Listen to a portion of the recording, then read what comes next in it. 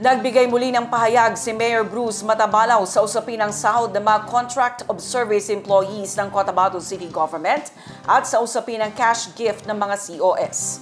Para naman sa permanent at coterminous position ayon sa alkalde, natanggap na anya nila ang kanilang bonus, cash gift at sweldo para sa buwan ng Nobyembre.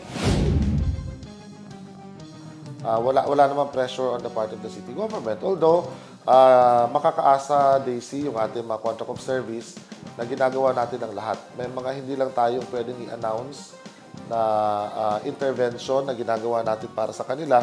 Pero alam ng mga COS natin yan that their predicament is seriously looked into by the administration at lahat ay gagawin natin para matulungan sila, lalo na nitong panahon na patapos na yung taon.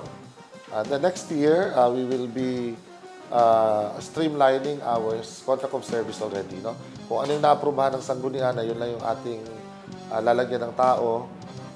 Kung sakali man na magkaroon ng request for additional staff, ay pag-uusapan natin and then ihihiling natin sa sanggunian so that we do not need to face the same problem again next year.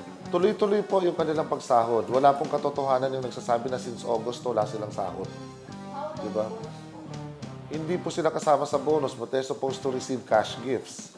Pero hanggat hindi na-aprobahan ng sanggunian yung aming kahilingan for augmentation, wala po kaming ibibigay na cash gift.